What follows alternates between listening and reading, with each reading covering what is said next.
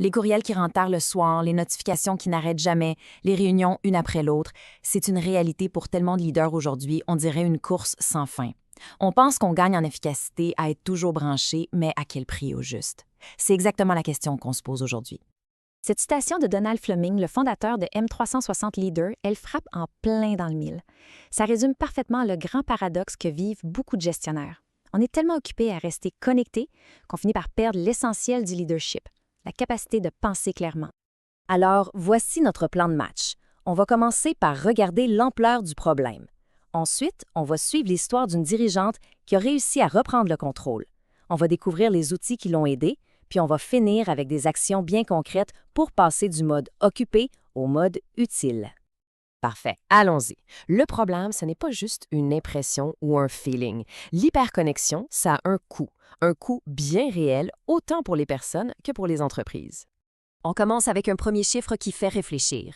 80 Selon la Harvard Business Review, c'est le pourcentage de cadres qui travaillent régulièrement le soir.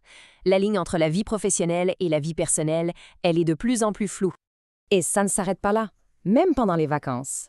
Parmi ces mêmes cadres, 70% avouent travailler pendant leur congé. Le fameux droit à la déconnexion, on en parle beaucoup, mais dans la réalité, ça reste souvent un beau rêve. Ce témoignage-là, même s'il est anonyme, il est tellement puissant. Pourquoi? Parce que bien des gestionnaires se reconnaissent là-dedans. On passe nos journées dans le réactif, à gérer les urgences, et on oublie ce qui compte vraiment, ce qui est important. Et ce sentiment est confirmé par les données. Une étude de Deloitte de 2023 nous apprend que 77 des leaders ressentent une fatigue constante à cause de la surcharge numérique. C'est énorme. Ça veut dire que plus de 3 leaders sur 4 sont au bout du rouleau. Et l'impact économique de tout ça, il est juste colossal. Tenez-vous bien.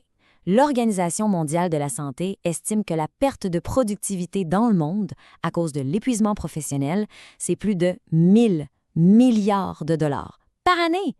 On ne parle plus juste d'un problème de bien-être personnel, c'est un véritable enjeu économique mondial. Bon, le constat est assez sombre, mais que faire? La bonne nouvelle, c'est que le changement, c'est possible. Et pour que ce soit plus concret, on va regarder l'histoire de Sophie. Alors, Sophie, elle, dirige une PME en technologie, avec 120 employés. Sa situation était, disons, classique.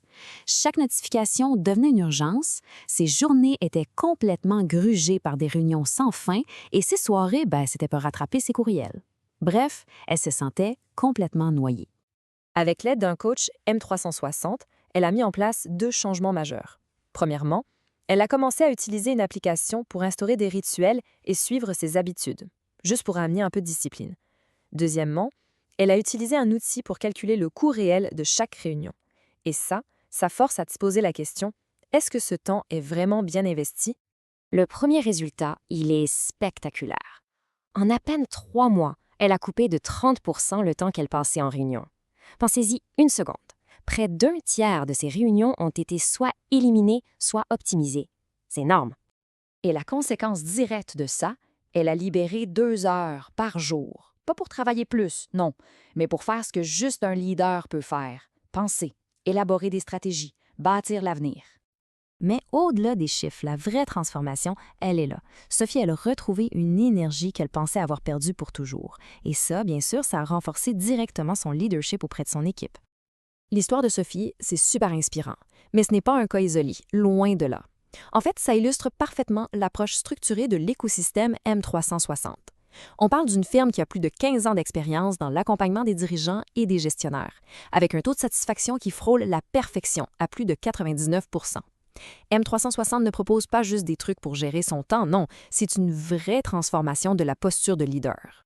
Le système M360, il faut voir ça comme une boîte à outils vraiment complète. Chaque élément a un but précis. Le programme LPR pour la vision d'ensemble, l'application M360+ pour la discipline au quotidien, M360 Meet pour rendre les réunions efficaces et le planificateur pour structurer l'action. C'est la combinaison de tout ça qui permet de reprendre le contrôle pour de bon. C'est bien beau tout ça, mais par où on commence? La bonne nouvelle, c'est qu'on peut commencer à changer les choses avec des actions vraiment simples, et ce, dès maintenant. Voici 3 leviers pour partir la machine. D'abord, prioriser. Ça veut dire définir ces grosses roches, les 2 ou 3 projets qui vont faire une vraie différence de trimestre, et surtout apprendre à dire non au reste. Ensuite, mesurer ses habitudes, parce que ce qu'on mesure, on peut l'améliorer. Et finalement, repenser ses réunions. Avant d'accepter une invitation, se demander si elle vaut vraiment son coût en temps et en énergie. Pour finir, prenons juste un petit moment de recul. Une réflexion qui est, je pense, essentielle.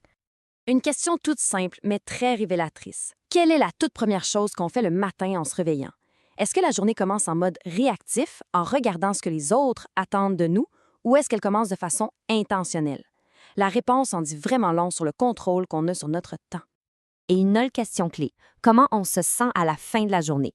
Est-ce que la fatigue qu'on ressent, c'est celle d'un travail productif aligné sur nos vraies priorités ou est-ce que c'est juste le résultat d'une journée passée à courir partout sans but précis? On termine avec cette pensée de Simon Sinek. Le point le plus important, c'est que la vraie mesure d'un leader, ce n'est pas le nombre d'heures où il est connecté, mais bien l'impact et la valeur qu'il apporte. Reprendre le contrôle de son temps et de son attention, ce n'est pas un luxe, c'est une nécessité pour être un leader vraiment utile. Pour celles et ceux qui veulent passer de la réflexion à l'action, M360 existe pour ça, révéler le leader en chacun.